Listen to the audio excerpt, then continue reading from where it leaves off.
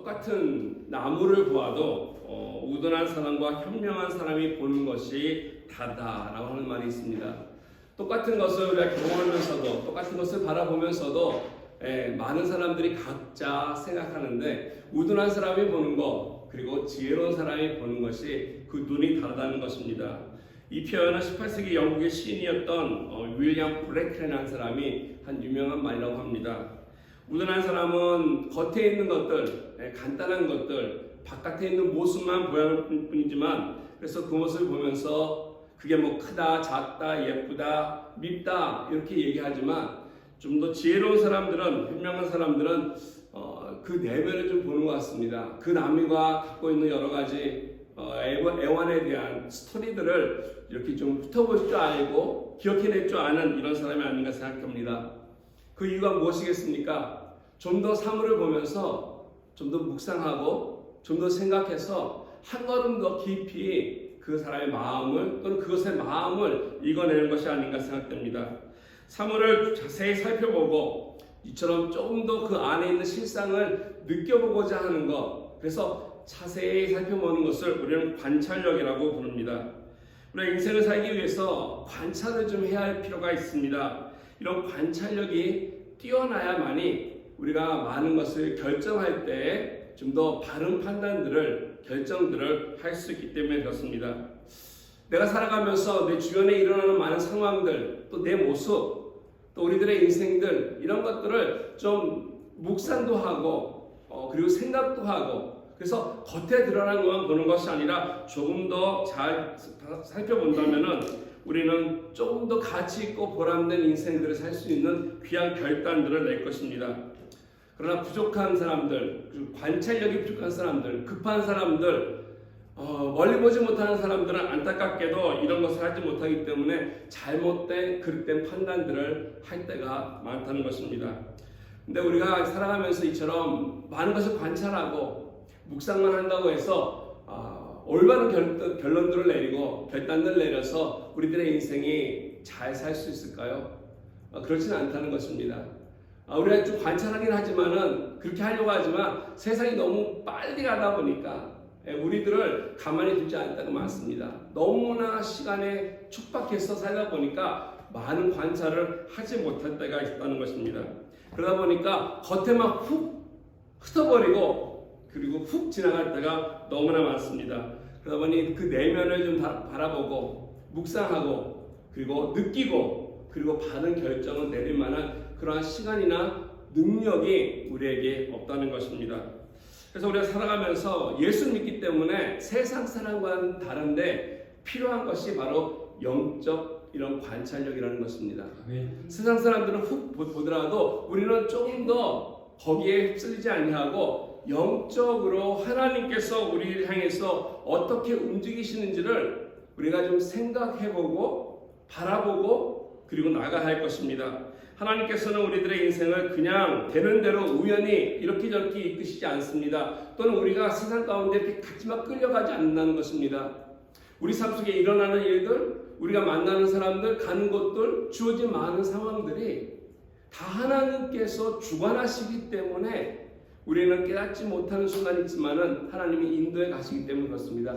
이러한 것들을 우리가 좀 관찰할 때 내 삶 속에 있는 어려움의 문제들이 왜 일어나는지 그리고 있다면은 이런 문제들을 잘 진단할 수 있고 그리고 잘 분석할 수 있고 그래서 그 가운데서 하나님께서 나를 통해서 이루시고자 하시는 뜻이 무엇인지를 깨달을 수 있고 이뤄낼 수 있다는 것입니다. 우리가 그래야만이 내 인생 속에 바쁘고 힘들고 어려운 순간들이 온다 할지라도 이것이 그냥 어렵구나 힘들구나 고통스럽구나로 끝나는 것이 아니라 하나님이 나를 향해서 기뻐하시는 일이 무엇인지를 찾아내서 그 뜻을 이룰 수 있기 때문에 그렇습니다. 성경에는 여기에 대한 이해가 참 많습니다. 이렇게 상황을 잘 보면서 그 가운데서 하나님을 만난 사람들이 있기 때문에 그렇습니다. 그리고 창세기 보면은 아브라함이 그러한 사람 중에 한 사람이었던 것 같습니다. 이 마무리 상수리 나무 아래서 있었을 때 저 멀리서 오는 많이 지나가는 나그네들을 그는 봤을 것입니다. 상인도 봤을 것이고 또 지나가는 여객들도 봤을 것입니다. 많은 사람들이 지나가는 것 가운데 세 사람이 문득 그의 눈에 들어왔던 것 같습니다. 세 사람이 온 것을 보자 그는 벌떡 일어나서 그들을 마중 나왔습니다. 그리고 그들에게 절을 하며 얘기합니다. My Lord, 나의 주인이시여, 나의 주님이시여 하면서 그 세 사람을 맞이하여서 집에 얼른 모셔서 가장 좋은 것으로, 가장 좋은 음식으로, 최상의 것으로 그들을 대접했던 이 아브라함의 모습이 있는데요. 이 아브라함이 왜 그랬겠습니까? 많이 지나가는 사람들 가운데 이 사람들은 좀 특별하다는 것을 그가 발견했기 때문에 그랬습니다. 잘 관찰했던 것이죠. 그냥 지나가는 사람들이 아니었습니다. 누구였습니까? 바로 이분들이, 그 중에 한 분은 우리가 많은 사람들이 얘기하기를 성육신하기 전에 오셨던 예수님이라고도 해석하시는 분이 있습니다. 그들 통해서 아브라함과 사라가 무슨 약속이었습니까? 그 내년에 앞으로 있을 후년에 귀한 자녀를 얻을 것이라고 하는 약속의 말씀을 확인받지 않습니까? 이와 같이 좋은 관찰력을 가지고 있다 보니까 이 귀한 것들을 그들이 그 아브라함이 알게 되었고 만나게 되었고 그리고 얻게 되었다는 것입니다. 열왕기상에도 이와 같은 귀한 이야기가 있습니다. 엘리야 선지자가 했던 것 같습니다. 3년 반 동안 비가 오지 않아서 기근이 있었습니다. 그리고 엘리야는 산에 올라가서 기도를 합니다. 한 번, 두 번, 세 번, 7번째 기도하고 나자 멀리서 조그만한 손바닥만한 구름이 하나 보였습니다. 그러자 그는 아하왕에 가서 이라고 얘기하지 않습니까? 곧 큰 비가 내릴 테니까 그냥 가지 마시고 마차를 준비해야 한답니다. 아직 비도 오지 않았고 그리고 그 지난 3년 이상 동안 비가 내리지 않아서 기근이 있었음에도 불구하고 그 조그만 구름을 보고서 큰 비가 올 것을 알아차렸던 엘리야. 왜 그랬습니까? 그가 바로 그 시대 속에서 하나님의 뜻을 분별할 줄 아는 이와 같은 귀한 관찰력을 가지고 있었던 선지였기 때문에 그렇습니다. 아하왕 시대에 많은 사람들이 우상 숭배로 인해서 바알을 섬기고 다 타락했던 그 가운데서도 그는 이 바알 속에 끌려가지 아니하고 꿋꿋이 하나님 앞에 귀한 신앙을 지킬 수 있었던 이유가 바로 이와 같이 시대를 분별할 줄 알았고 그 상황을 깨달을 줄 알았기 때문에 그렇다는 것입니다. 저와 여러분들에게도 인생을 살아가면서 많은 것을 분별하는 것이 필요하지만, 관찰하는 것이 필요하지만 이 점 영적인 것을 관찰해야 할 관찰 능력이 있어야 할 것입니다.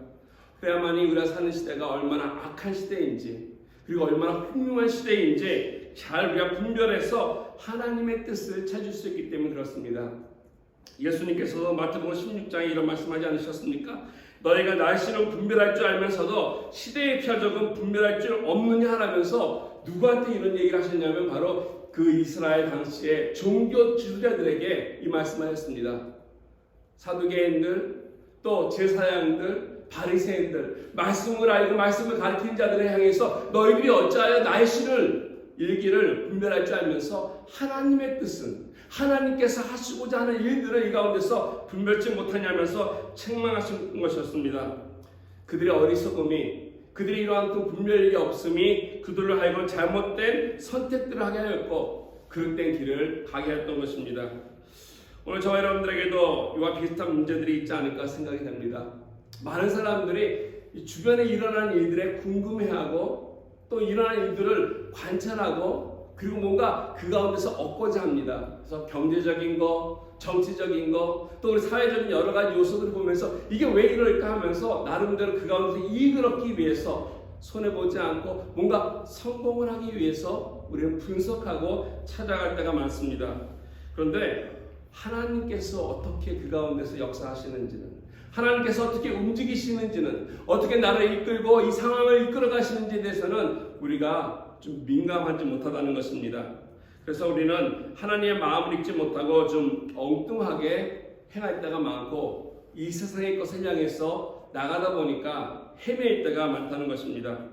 진실로 우리가 하나님의 나라의 백성으로서 살아가려면 성도라면 이 세상의 것들보다는 하나님의 마음을 읽을 줄 아는 그래서 하나님의 것이 어떻게 우리가 살고 있는 사회 속에서 돌아가는지를 살펴봐야 할 관찰력이 있어야 한다는 것입니다. 아멘. 이러한 영적 상황을 잘 판단할 때에 하나님께서 원하시는 하늘의 뜻을 우리가 이뤄갈 수 있기 때문에 그렇습니다. 어떻게 하면 늦어진 우리들의 이와 같은 영적 분별력을 좀 이렇게 새롭게 해서 하나님께서 목적하시는 것들을 바로 깨닫고 이뤄갈 수 있을지를 오늘 말씀을 통해서 몇 가지 살펴보기 원합니다. 오늘 말씀 또한 여호수아를 통해서 이제 이스라엘 사람들이 가나안 향해서 준비하는 과정 속에 있습니다. 준비하는 것 중에 세 번째 준비에 대해서 오늘 말씀하시는데, 이 세 번째들이 준비할 것이 뭐냐면 바로 정탐을 통해서 그 상황을 판단해야 한다는 것입니다. 오늘 1절 말씀 보시면 여호수아가 전쟁을 시작하기 전에 정탐꾼을 보낸 사실을 기록하고 있습니다. 보니까 눈의 아들 여호수아가 시딤에서 두 사람을 정탐꾼으로 보내며 이르되 가서 그 땅과 여리고를 엿보라 하매 그들이 가서 라합이라는 기생의 집에 들어가 거기서 유숙했다. 여기 보니까 시딤이라고 하는 지역까지 왔습니다. 그리고 이제 그 시딤이라고 하는 지역이 바로 이제 이스라엘 사람들로 하여금 그 가나안 땅으로 들어갈 수 있는 곳입니다. 이 시딤은 어디냐면은 이렇게 지도를 보면은 모압이라고 하는 지역이 있고 이 요단강이 있는데 모압과 모압이 끝나면서 이 이스라엘이 시작되는, 즉 가나안 땅이 시작되는 바로 그 경계입니다. 그래서 이 요단강 맞은편이고 양 옆으로 또 강이 요단강으로 흐르는 강이 있습니다. 그래서 어떻게 보면은 이것이 전쟁을 치르기 전에 준비할 수 있는, 진을 칠 수 있는 좋은 장소이기도 합니다. 오늘 여기서 진을 치고 나서 여호수아는 두 명의 정탐꾼을 뭐라 얘기하냐면 가나안으로 들여보냅니다. 여러분들 기억할지 모르겠지만 38년 전에 그곳에 정탐꾼들이 갔던 곳이 있었습니다. 그 당시에는 2명이 아니라 12명이 다녀왔었죠.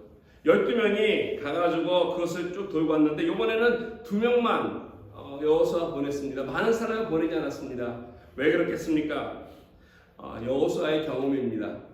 많은 사람이 간다고 해서 다 좋은 것만은 아닌 것 때문이었습니다. 하나님의 하는 일에 있어서는 숫자가 중요하지 않다는 것입니다.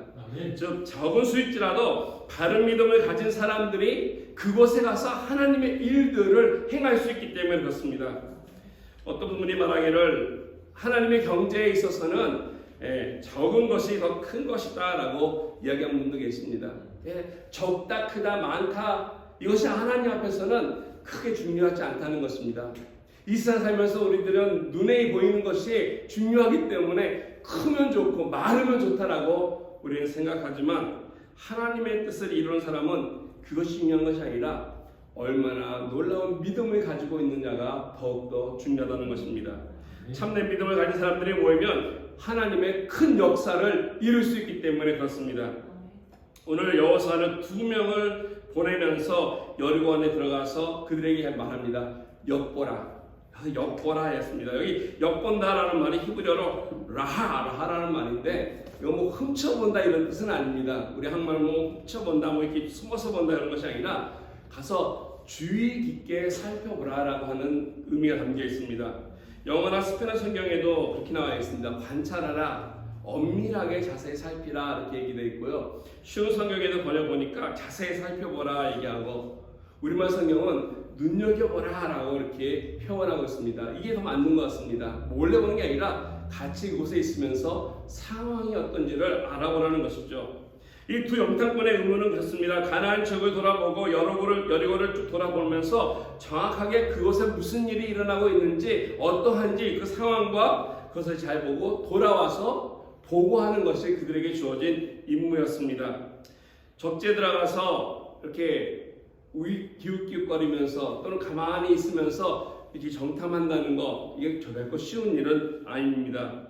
이 일에 대해서 아마 이 두 사람을 보낸 여호수아는 너무나 잘 알고 있지 않았을까 생각이 듭니다. 그 자신이 그 옛날에 정탐꾼으로 다녔기 때문에 그렇습니다. 근데 왜 이와 같은 위험한 일을 이 두 사람에게 이렇게 정탐을 보냈겠습니까? 그것은 정탐을 통해서 그 상황을 알지 못하면 관찰하지 아니하면 보지 아니하면 바른 전투를 준비할 수 없기 때문에 그렇습니다.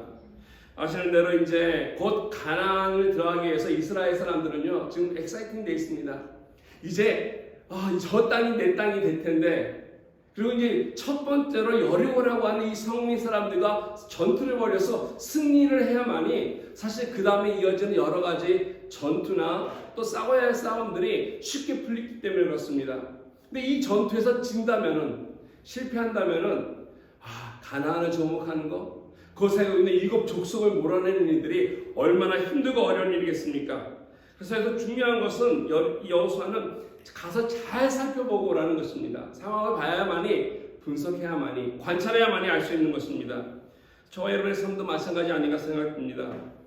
정신없이 너무 시간에 뚜덜려서 막 달려가지만 우리는 좀 때로는 내 삶이 어디로 흐르고 있는지, 내 인생이 바로 가고 있는지, 과연 내가 무엇을 이루고자 하는지, 어떤 목적들을 향해 달려가는지를 좀 관찰해야 할 것입니다. 나에게 주어진 문제가 무엇이고 과제가 뭔지, 왜 이런 일들을 하고 있는지에 대해서 우리는 좀 더 관찰하면서 점검하면서 나가야만이 그 일이 바르게 진행이 되기 때문에 그렇습니다. 특별히 하나님께서 우리에게 주신 일들이 있다면 그 사명이 무엇인지를 자꾸 되새김질하며 관찰해야 할 것입니다. 이러려면 영적인 안목이 우리에게 필요합니다. 아시는 대로 38년 전에 이스라엘 백성들은 가데스바네스에서 빨리 이 가나안 땅으로 들어갈 수 있었습니다. 그럼에도 불구하고 그들이 그곳에 가서 열심히 돌아보고 왔지만은 이 12명이 많은 것을 보고 느끼고 돌아왔지만 진짜 바라봐야 할 것, 진짜 봤어야 할 것을 놓치고 왔습니다. 보지 못하고 왔다는 것입니다. 보지 말아야 될 것만 보고 돌아와서 잘못된 보고를 모세에게 그 당시 하였습니다. 영적 관찰력이 부족하기 때문에 그들이 제대로 보지 못했습니다. 그 결과 이스라엘의 많은 백성들이 38년이라고 하는 이 귀한 시간들을, 긴 세월을 광야에서 돌면서 낭비하고 허비하고 죽음을 맞이하게 됐던 것입니다. 바로 잘 관찰하지 못하면, 무슨 일이 벌어지는지를 잘 깨닫지 못하면 이처럼 우리들의 삶 속에서 직진할 수 있는 상황에 우리는 허비하는, 낭비하는 시간들이 너무나 많을 것입니다. 여기에 이스라엘 사람들의 문제가 있었고 혹 저와 여러분들의 삶 속에서도 이와 같은 문제가 있지 않을까 생각이 됩니다. 진짜 봐야 할 하나님의 나라, 하나님의 뜻이 나에게 있는데 이 나라와 하나님의 뜻과 나라를 보지 못하고 이 세상 가운데서 내 눈에 보이는 대로, 내 마음에 드는 대로 우리가 인생을 산다면 우리는 방황하는 인생이 되고 말 것입니다. 이런 의미에서 진정 우리들의 인생이 낭비되지 않고 하나님의 뜻을 바르게 이루기를 원한다면 바른 관찰이 필요한데, 무엇을 우리가 관찰해야만이, 내 삶 속에서 바라봐야만이 하나님께서 원하시는, 그리고 우리 통해서 이루시고자 하시는 그 뜻을 우리가 이뤄낼 수 있겠습니까? 오늘 본문 보시면은 우리에게 주어진 이런 인생의 과제들, 내 삶 속에 주어진 상황을 잘 관찰하면서 나가야 할 세 개의 대상에 대해서 본문은 소개하고 있는데요. 간단하게 정리해드리면 첫 번째는 우리들의 문제를 관찰해야 하는 것입니다. 두 번째는 사람을 관찰해야 하는 것입니다. 그리고 세 번째 관찰의 대상은 하나님이라고 하는 사실입니다. 하나님의 의도, 하나님의 마음을 우리가 관찰해야 하는 것입니다. 우리 올림교회가 하나님의 뜻을 따르고 저와 여러분들이 하나님의 뜻을 따르면서 이 땅 가운데 그 하나님의 뜻을 이루기 위해서 무엇을 따라야, 무엇을 관찰해야 되냐? 첫 번째로 해야 할 것이 있다면 바로 이와 같은 문제의 실상이 무엇인지를 잘 먼저 파악해야 한다는 것입니다. 내 삶 속에 일어나는 일들, 우리에게 주어진 어떤 사명, 우리에게 주어진 일들이 무엇인지를 이해하고 깨달아야만이 그 일을 잘 이뤄낼 수 있기 때문에 그렇습니다. 적을 이기려면 적을 알아야 되지 않겠습니까? 그렇기 때문에 내가 이 문제를, 저 여러분들의 이 문제를 잘 정확하게 파악이 돼야만이 그 일을 행해 나갈 수 있다는 것입니다. 오늘 말씀 보시면은 이 정탐꾼이 했던 첫 번째 일이 있습니다. 그것은 바로 여리고 성 안으로 들어가는 일입니다. 성이라고 하는 것 겉에서 봤을 때는 와, 멋있다, 크다, 그리고 놀랍다라는 표현을 할 수 있으나 이 겉모습을 보고서는 그 안에 무슨 일이 일어나는지, 어떻게 구성이 되어 있는지 전혀 알 수가 없습니다. 그렇기 때문에 성 안으로 들어갔다는 것입니다. 문제를 알려면은, 나에게 주어진 일을 이해하려면은 그 안으로 들어가야 되는 것입니다. 문제 안에 들어가 봐야지 그 문제를 알 수 있습니다. 오늘 1절 말씀 하반부에 보시면은 이 정탐꾼들이 여리고 성에 가서 들어간 곳이 있습니다. 그들은 라합이라고 하는 한 여인, 그 기생의 집에 유숙했다라고 성경은 기록하고 있습니다.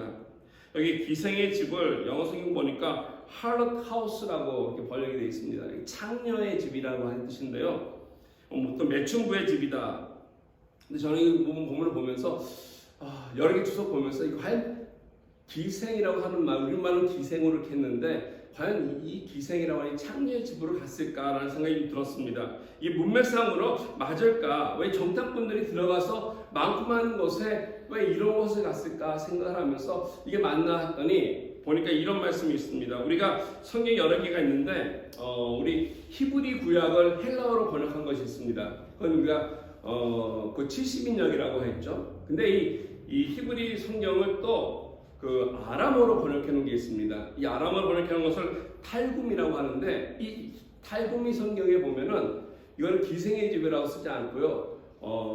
뭐라고 써 있냐면은 숙박하는 여관 또는 주막이라고 하는 표현으로 써 있습니다. 그래서 어떻게 보니 가만히 보면은 사실 기생의 집보다는 주막이나 이 여관이라고 하는 말이 더 어울릴 듯합니다. 문맥상에 이것이 더 맞지 않을까 생각이 듭니다. 주막이나 여관이라는 것은 나그네나 또는 이렇게 여행 다니는 사람들이 잠시 머물 수 있는 것이고 그곳에서 많은 사람들을 이렇게 만날 수 있는 것입니다. 그래서 어쩌면은 이 두 영탕꾼들이 정황을 살펴보기에 가장 적합한 장소로 가지 않았을까. 그곳에 가서 함께 지내면서 여러 곳에 왔던 나그네와 여행객들이나 그곳 사는 사람들과 이야기를 나누다 보면 여러 가지 정보를 얻을 수 있고 정황을 살필 수 있었기 때문에 오히려 가장 좋은 곳이 아닐까 생각됩니다. 그래서 아마 그곳으로 제일 먼저 그곳에 가서 짐을 풀었던 것 같습니다. 그런데 이제 말씀 보니까 문제가 하나 생겼습니다. 몰래 들어갔음에도 불구하고 티가 난가 봅니다. 40년 동안 광야 생활하다가 왔으니 딱 보니까 눈에 띄었던 것이죠. 2절 말씀에 보니까 정탐꾼이 들어온 사실을 누군가가 여리고 성에 있던 왕에게 밀고를 하였습니다. 여기 보니까 여리고 사람들도 알게 모르게 긴장하고 있었던 상황이었던 것 같습니다. 이스라엘이라고 하는 민족이 저 앞에 진을 치고 있다는 거 왜 모르겠습니까? 알게 모르게 긴장 상태였고 그래서 경계태세를 갖춘 것 같습니다. 왕이 라합에게 사람을 보내서 그 사람들을 끄집어낼 것을 명합니다. 너희 집에 들어온 정탐꾼이 있다고 들었는데 그들을 끄집어내라. 근데 오히려 라합은 이 정탐꾼을 오늘 말씀해 보니까 지붕 위에 3대 가운데 숨겨있다 얘기합니다. 이 3대는 이 건초더미를 얘기합니다. 말이나 뭐 여러 가지에서 건초더미를 이 지붕 위에 이렇게 올려놨었는데 그 가운데 이들을 숨겨두고서 사람들을 돌려보낸 다음에 용기를 내서 이 정탐꾼들의 목숨을 살려주는 이런 일을 합니다. 왜 여인이 정탐꾼들을 살려주었을까요? 왜 자기의 목숨을, 자기의 가족들을 위험에 노출시키면서 이와 같은 일을 했을까요? 9절 말씀에 보면은 그 이유를 잘 얘기하고 있습니다. 그건 뭐냐면 곧 여리고 성이 망할 것을 알았기 때문에 그렇습니다. 9절 말씀에 말하되 여호와께서 이 땅을 너에게 주신 줄을 내가 아노라.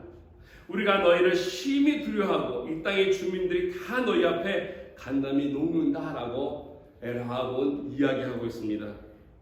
여호와께서 주신 땅이라면, 여호와께서 이것은 너에게 주신 땅이라면 우리는 망할 수밖에 없다라는 사실입니다. 한마디 더 합니다. 우리가 너희를 볼 때 두려움이 가득 찼고 이 땅에 살고 있는 주민들, 즉 가나안 사람들이죠. 여리고 사람을 포함해서 너희 앞에 간담이 녹았다라고 이야기를 하고 있습니다. 이 라합이 그들을 숨겨준 이유가 여기 있는데 이 이유 말씀 속에 이 고백 속에 우리가 알 수 있는 사실이 있습니다. 그건 뭐냐면 여리고에 있는 사람들뿐만 아니라 가나안에 있는 사람들이 이 이스라엘 백성들을 계속 워치하고 있었다는 것입니다. 그냥 바라만 보는 것이 아니라 두렵고 떨리는 마음으로 하나님이 그들에게 하신 일들에 대해서 40년 전에 한 일이 있었음에도 불구하고 그 일을 듣고 그 하나님에 대한 두려움이 있었다는 것을 얘기해주고 있었습니다. 민수기 13장에 보시면은 38년 전에 가데스 바네아에서 12명의 정탐꾼을 보냈습니다. 잘 보내서 이 정탐꾼들이 다 다니고 돌아와서 한 보고의 내용과는 정반대의 보고를 오늘 그들이 하고 있다는 것입니다. 그 당시에 그들이 봐서 보았더니 이렇게 얘기했습니다. 우리가 그 땅을 쭉 보니까 그 땅에 너무 크고 거기 있는 사람들은 키가 크고 우리가 그들에 비하면은 우리들은 메뚜기와 같습니다.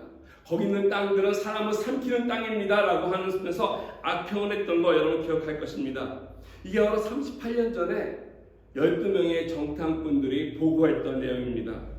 그런데 막상 들어가서 그 주민들의 이야기를, 그들로부터 어떤 마음이 가졌는지를 들어보고 보니 그들은 키가 크고 봤을 때 자기네보다 너무나 조그만 이스라엘 사람이었음에도 불구하고 두려워하고 있었고 떨고 있었다는 것입니다.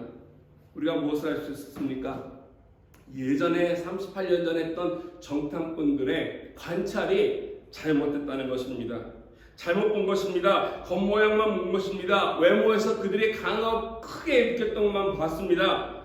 그리고 진짜를 그들이 보지 못했다는 것입니다.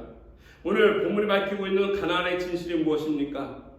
실제로 그들은 두려워하고 있었고 떨고 있었고 오늘 말씀을 간담이 녹을 정도로 벌벌 떨고 있었다는 사실을 알 수 있습니다. 우리 삶 속에 있는 여러 가지 문제들이 간혹 우리들에게 더 크게 보일 때도 있고 어려워 보일 수 있으나 그 안에 겉만 맛을 알지 못하는 내면에 들어가면 오히려 그렇지 않다는 것입니다. 그 내면에 있는 문제를 진짜 알기 원한다면 우리에게 필요한 것이 있는데 그것은 바로 믿음의 눈이 있어야 한다는 것입니다.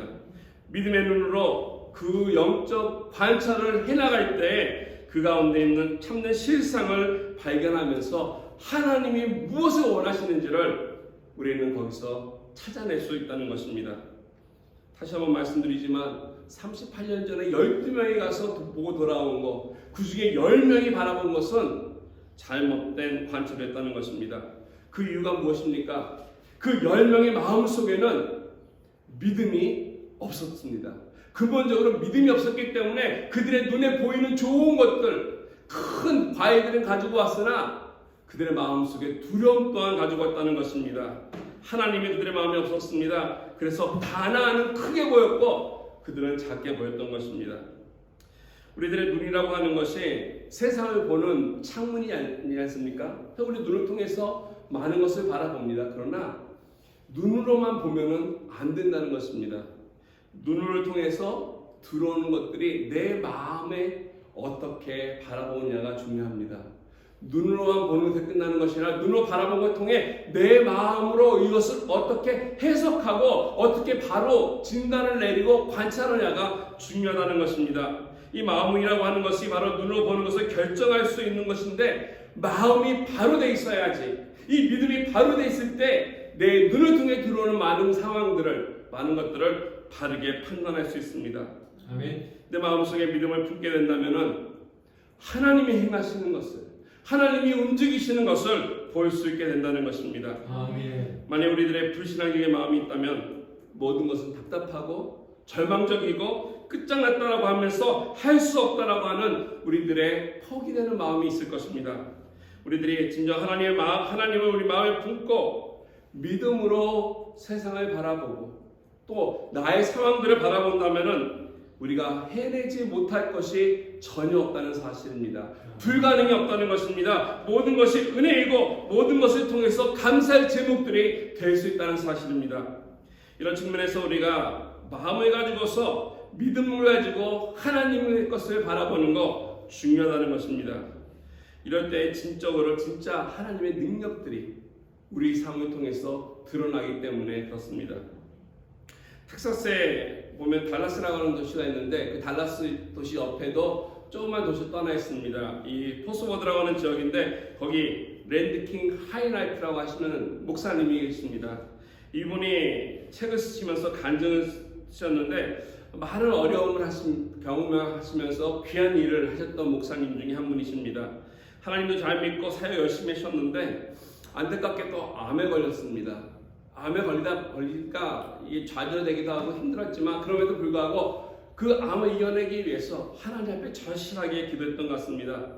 돈도 많지 않고 가족도 힘들어하지만 이 암을 통해서 하나님 앞에 수술받고 또 회복되기를 간구하면서 기도하다가 수술받기 전날 밤에 그 기도하는 가운데 그가 이러한 말씀을 받다고 합니다. 예레미야 32장 27절 말씀인데요.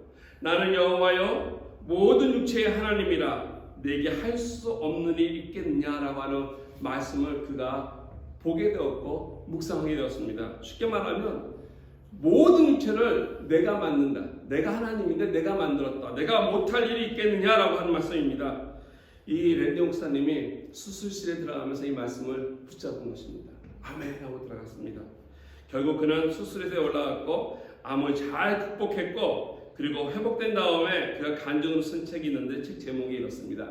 Big God, Little Problem. 크신 하나님, 작은 문제. 하나님은 크시다는 것입니다. 그렇기 때문에 하나님 앞에 문제될 것이 없다라는 사실을 그가 고백하였습니다. 이처럼 하나님을 우리 마음속에 품게 된다면, 하나님과 함께 한다면 하나님이 나의 상황 속에 원하는 것이고 이걸 통해서 하나님의 뜻을 이루기를 원하신다는 것을 깨닫는다면 그 문제가 아니라 하나님의 뜻을 이루는 디딤돌이고 과정이 될 것입니다. 우리 마음속에 하나님을 품어야 할 것입니다. 천지를 창조하시고 정말 불가능이 없으시고 위대하신 이 하나님을 내 마음속에 품는다면 문제 없다는 것입니다. 이런 면에서 문제의 겉모양만 보고 두려워하고 떨고 걱정하는 것들, 이렇게 된다면 불필요하게 38년을 방황했던 이스라엘의 경우를 기억하시기 바랍니다. 진짜 바른 영적 관찰력을 가지고서 사람의 눈이 아니라 믿음의 눈으로서 우리가 상황을 보면서 믿음의 눈을 가지고서 하나님을 통해 진짜 원하시는 것이 무엇인지를 깨닫고 나아간다면 우리는 그 문제를 이길 수 있다는 것입니다. 두 번째로 우리가 준비해야 할 것은 이처럼 하나님의 뜻을 따르고 이루기 위해서 관찰해야 하려면 사람의 내면을 관찰해야 할 것입니다.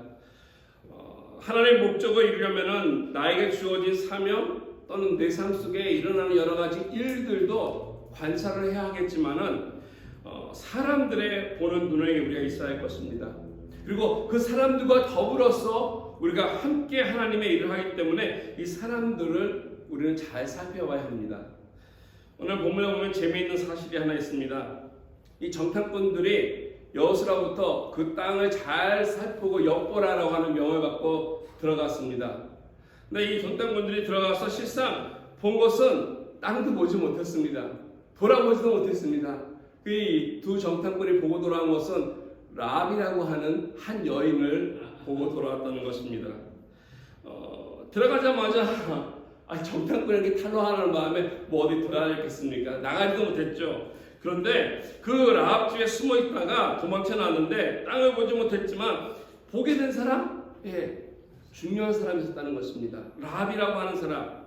근데 이걸 보면은 하나님께서 이 사람들을 여리고 안에 보내신 이유가 있다는 것을 우리는 또 짐작해 볼 수 있습니다.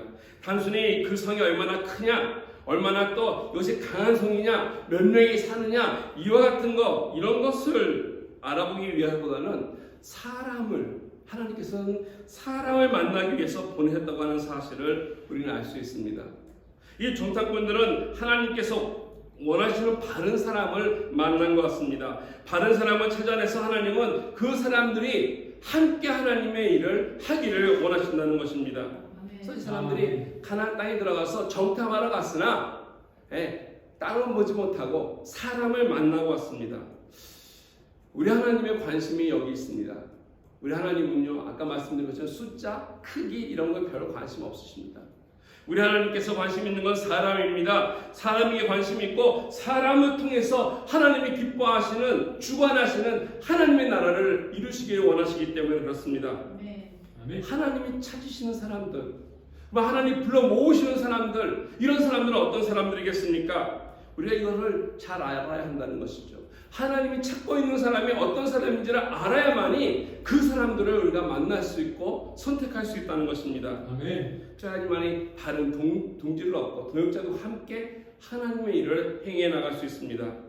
오늘 본문을 보시면 라합이라고 하는 사람이 나옵니다. 성경에 있는 것처럼 기생이라고 했습니다. 별로 이렇게 위대하고 좋은 직업은 아닌 것 같습니다.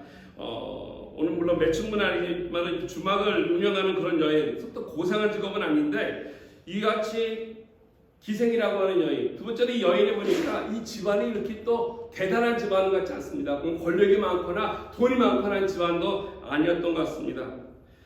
미천한 신분이었고 여인이었고 이방인이었고 가난한 사람이었습니다. 이처럼 겉모습, 바깥에 보이는 것들 이런 요소들만 보면은 객관적으로 봤을 때 전혀 매력이 없다는 것입니다. 하나님이 이런 사람을 찾으실까? 여인이고 그럼에도 불구하고 이 라합의 내면을 듣다 보니까 중요한 것이 하나 있었다는 것입니다. 그게 바로 믿음입니다. 하나님을 신뢰하는 믿음이 그녀에게 있었습니다. 오늘 본문 9절에서 11절 말씀을 보시면 라합이 가지고 있었던 그녀의 신앙에 대한 내용이 잘 고백이 되어 있습니다. 먼저 9절 말씀을 보시면 이렇게 얘기합니다. 여호와께서 이 땅을 너희에게 주실 줄을 내가 안다. 여호와께서 이 땅을 너희에게 주실 줄 내가 안다. 다른 말로 하면요, 무슨 말이냐면은 하나님께서 너희에게 주신 약속을 내가 믿는다는 것입니다. 우리 여호와 하나님은 약속하시는 하나님이라고 하는데 이 약속의 하나님이 이스라엘과 맺은 언약이 무엇인지를 나는 알고 있다는 것입니다.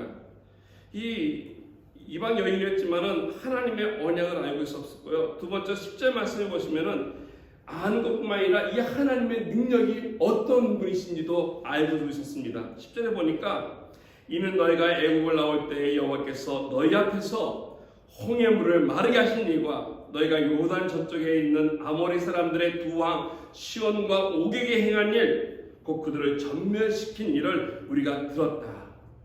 이 라합은 지금 마음속으로 하나님께서 이스라엘과 맺은 언약도 알고 있었고 이 언약을 주신 하나님의 능력이 얼마나 파워풀한지를 잘 알고 있었습니다. 세 번째로 11절 말씀을 보면요, 그녀가 이게 하나님에 대한 절대 주권을 인정하는 것을 볼 수 있습니다. 11절에 우리가 듣자 곧 마음이 녹았고 너희로 말미암아 사람이 정신을 잃었나니 너희 하나님 여호와는 위로는 하늘에서도 아래로는 땅에서도 하나님이시니라.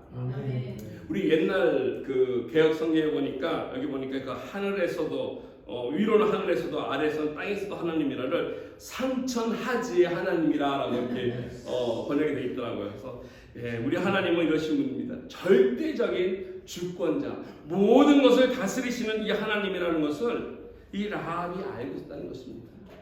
그냥 바다의 하나님이 아니라 그냥 땅의 하나님이 아니라 모든 것을 주관하시는 하나님, 이런 하나님에 대한 이야기를 듣고 많은 사람들이, 가난한 사람들이, 여리고 사람들이 두려워 떨고 간담이 녹았는데요, 이 라합은 두려워 떠는 것이 아니라 오히려 한 걸음 더 나갔습니다. 그 하나님을 믿었다라는 것입니다. 여기에 포인트가 있습니다.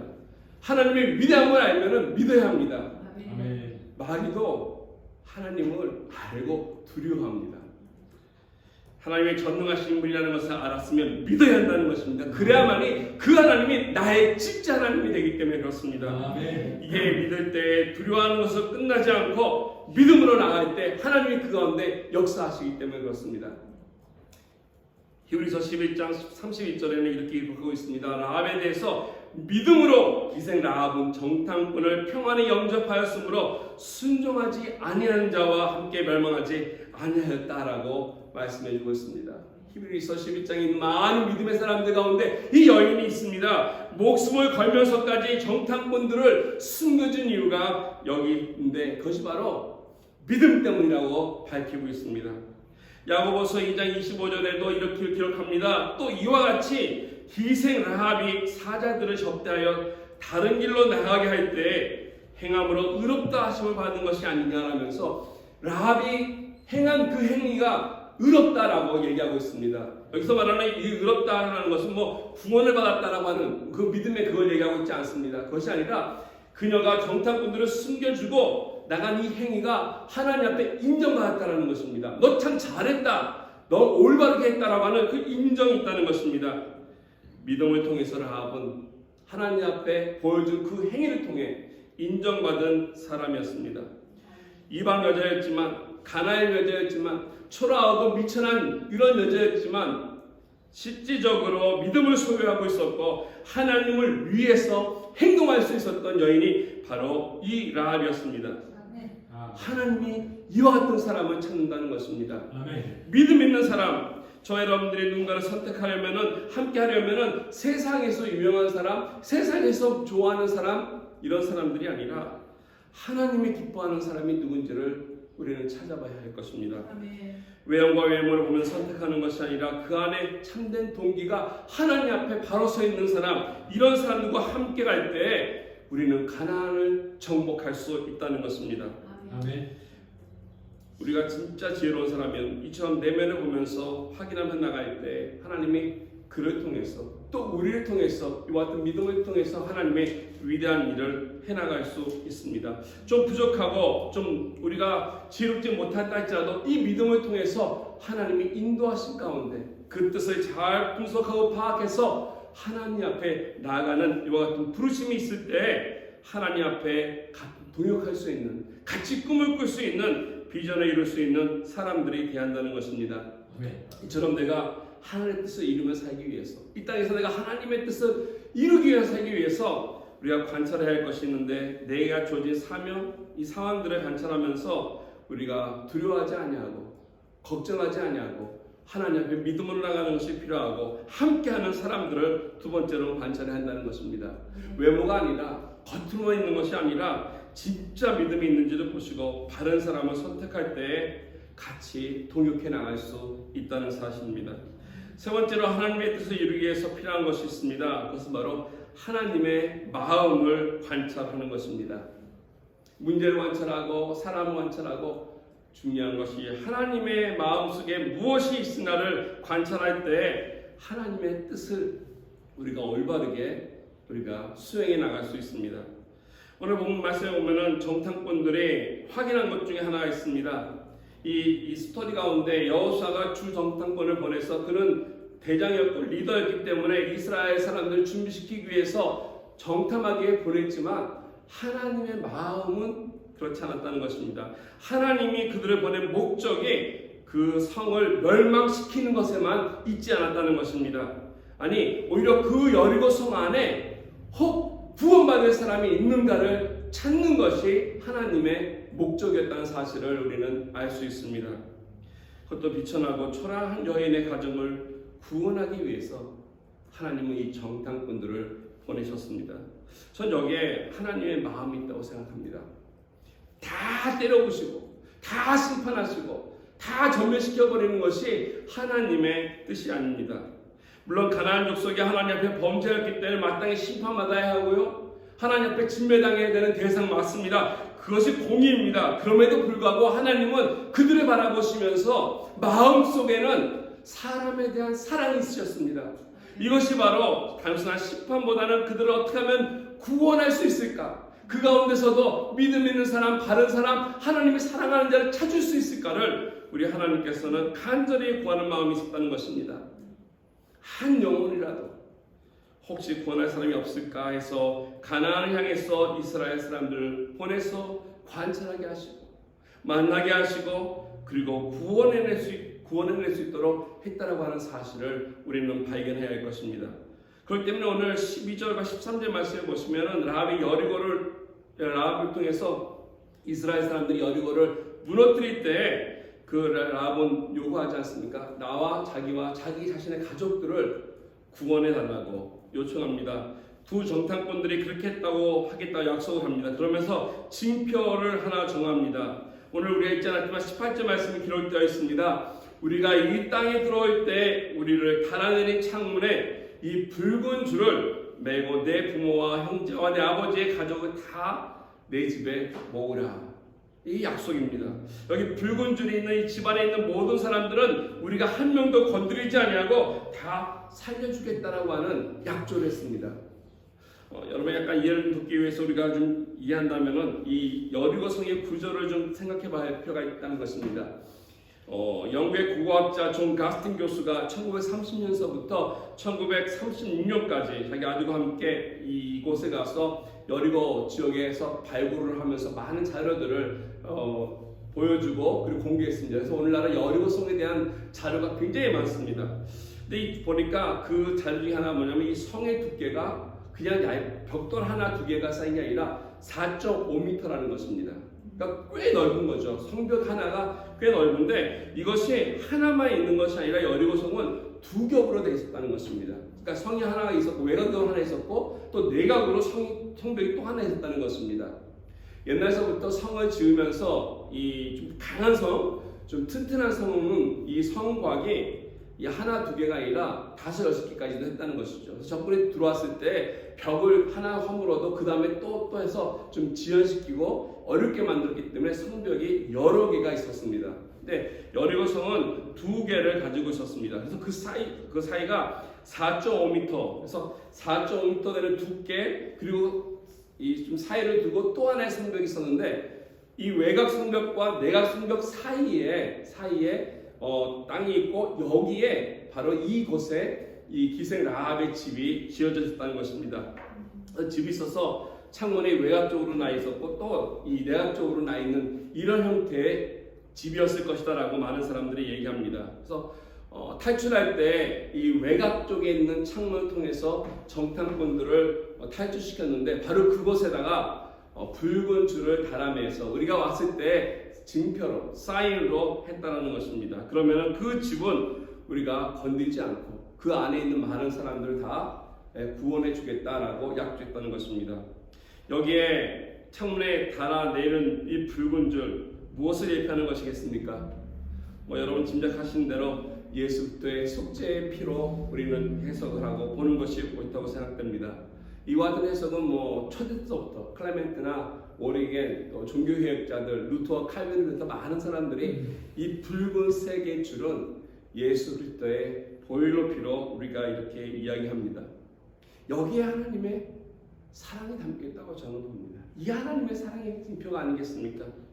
다 멸망시켜야 되는데, 다 전멸시켜야 되는데, 이 범죄했고 하나님 앞에 우상 숭배했던 이 타락한 민족들을 하나님이 싸그리 다 없애버리고 다 죽여버렸어야 하는데, 그럼에도 불구하고 붉은 줄을 내린 집은 건지겠다고 하는 것, 이게 바로 하나님의 마음이라는 것입니다. 라합을 비롯해서 그 안에 있는 가족들이 구원받게 되었습니다. 이 놀라운 사실, 이 라합을 건지는 것으로 하나님은 그의 나라를 이루는 목적으로 거기까지만 된 것이 아니라는 것입니다. 우리가 구약에 나오지 않지만 신약에 보면은 놀라운 소식이 있습니다. 마태복음 1장 5절 말씀에 보면은 이 라합이 다른 사람도 아니라 예수 그리스도의 족보에 이 라합이 올라갔다는 것입니다. 살몬의 아내가 되어서 이 라합이 누굴 낳았냐면은 보아스를 낳았다는 기록이 마태복음 1장 5절에 기록이 되어 있습니다. 오늘 본문에 나온 아마 이 두 정탐꾼 중 한 명이 살몬이 아니었을까 우리는 생각을 합니다. 그리고 그가 속했던 지파가 바로 유다 지파가 아니었을까 그렇게 봅니다. 어떻게 보면 우연 같지 않습니까? 정탐하러 들어갔다가 구출하게 되었던 이 여인, 누가 제일 먼저 그곳에 달려갔겠습니까? 아마 살몬이 먼저 가서 보호하지 않았겠습니까? 근데 그렇게 만나게 된 인연이라고 우리는 생각하고 우연이라고 생각할 수 있는데, 이게 어떻게 우연이겠습니까? 이거는 바로 그 성에 살고 있었던 보잘것없는 여인이지만 정말 희망 없이 두려움에 떨고 이스라엘이 쳐들어오면 죽을 수밖에 없었던 그런 여인이었지만, 하나님께서 그녀를 살려주신 것뿐만 아니라 하나님의 구속사에 놀라운 예수 그리스도의 메시아의 그 라인에 그녀를 올려놓으신 거 어메이징하지 않습니까? 아멘. 어찌게 우연이겠습니까? 여기에 하나님의 마음이 있고 이게 하나님의 본심이라는 것입니다. 우리가 죄를 범했기 때문에 마땅히 우리의 심판을 받아야 하지만은 할 수만 있으면 저와 여러분들을 구원해 주시고자 하시는 것이 우리 하나님의 사랑입니다. 그래서 예수님을 보내주신 것입니다. 그래서 십자가가 있는 것입니다. 보혈을 흘리게 하시고 우리가 아무 공로 없으나 예수 그리스도의 십자가의 볼로 말미암아 우리가 죽지 아니하고 멸망치 아니하고 영생을 얻는 놀라운 구원이 있는 거 아니겠습니까? 이게 바로 하나님의 마음이고 하나님의 은혜입니다. 하나님께서 저와 여러분들을 구원해내시고 사용하시는 목적이 바로 여기 있습니다. 솔직히 말씀드리면 우리가 라합보다 나은 것 무엇이 있겠습니까? 똑같은 존재 아니겠습니까? 죄를 지면 더 지었지 라합보다 나은 거 하나도 없습니다. 그럼에도 불구하고 이방인이었던 저와 여러분들을, 죄 많은 저와 여러분들을 우리 주님께서는 살려주시기 위해서 우리 인생의 창문에 붉은 줄을 내려주시고, 그리고 그 줄을 통해서 우리를 구원하게 하신 예수 그리스도, 그 십자가가 저와 여러분들에게 있다고 하는 사실, 이 사실을 우리는 잊지 말아야 할 것입니다. 내 인생에 이 십자가가 늘 있었기 때문에, 하나님 내려주신 붉은 줄이 있었기 때문에 저와 여러분들이 오늘도 살아가고 있다는 것입니다. 아멘. 하나님 나를 이렇게 사랑해 주시고 나를 향한 마음이 이렇게 있어서 이 큰 은혜가 우리에게 있는데, 우리가 어떻게 우리들의 인생을 살아야 되겠습니까? 우리 마음대로 살아서는 결단코 안 될 것입니다. 함부로 살아서는 안 된다는 것입니다. 우리가 예수 믿고 예수를 통해서 그 보혈을 통해서 크리스찬으로서 은혜 받았다는 거 우리는 알고 있으나 세상 사람들은 모르고 있다는 것입니다. 세상 사람들은 이러한 축복을 알지 못했습니다. 그러나 우리는 알고 있지 않습니까? 이게 은혜라는 것, 하나님의 사역을 위해서 우리가 부름받았다는 것, 우리는 잊어서는 안 될 것입니다. 그냥 인생에서 나에게 주어진 거 잘 먹고 잘 살고 이걸 통해서 기쁨 누리고 재밌는 행복한 인생을 꿈꾸는 것이 아니라, 이걸 통해서 하나님께서 원하시는 것이 무엇인지를 관찰하고 나가야 한다는 것입니다. 그러면서 하나님의 마음을 우리가 알아야만이 내 인생이 하나님 앞에 받은 이 구원이 놀랍게 영광 돌릴 수 있는 은혜가 된다는 것입니다. 아멘. 저와 여러분들을 사랑하신 이 하나님이 오늘도 죽어가는 많은 영혼들을 위해서 똑같은 사랑으로 우리를 보내고 계시다는 것입니다. 아멘. 어떻게 했으니 그들을 찾아내서 그들 또한 하나님의 이와 같은 영광스러운 라인으로 그 앞으로 인도해야 할 것입니다. 이게 바로 하나님의 마음이고 계획이라는 사실입니다. 아멘. 우리가 무엇을 보고 살아가는지, 무슨 뜻을 우리가 이루며 살고 있는지 우리는 관찰하고 묵상하고 물어봐야 할 것입니다. 문제보다 크신 하나님을 알아보시고 우리들의 무능력함과 초라함으로 좌절하는 것이 아니라 위대하신 하나님을 의지해서 믿음으로 나아갈 때 이 세상에서 할 수 없는 것이 없음을 깨닫고 하나님의 영광을 위해서 살아가야 할 것입니다. 아멘. 그럴 때 우리들의 인생이 정말로 값진 인생이 되고 성도로서 당당하게 하나님께 영광 돌릴 수 있는 것입니다. 우리 같이 기도하기 원합니다. 같이 하나님 앞에 헌신하는 이런 마음들이 있으면 좋겠습니다. 기도할 때 하나님, 나의 육신의 눈만이 아니라 마음의 눈을 열어서, 하나님 믿음의 눈을 열어서 하나님 이 세상을 보게 하여 주시옵소서. 아멘. 나의 마음이 떠지고 영혼이 떠져서 영적 분별력으로 문제가 아니라 예수 그리스도인 하나님을 바라보며 나가게 달라고 기도하시기 바랍니다. 또 내 마음속에 하나님을 신뢰하는 이런 믿음이 채워져서 내가 귀한 교육자가 되고 또 이와 같은 귀한 바른 믿음이 있는 사람들을 만나게 해달라고 기도하시기 바랍니다. 아멘. 하나님의 마음을 보일 수 있도록 기도하시기 바랍니다. 그래서 하나님의 뜻을, 하늘의 뜻을 이뤄나가서 하나님의 비전을 꿈꾸며 이루며 하나님께 기쁨 드리는 인생 되게 해달라고 이 시간같이 함께 기도하며 나가겠습니다. 함께 같이 기도드리겠습니다.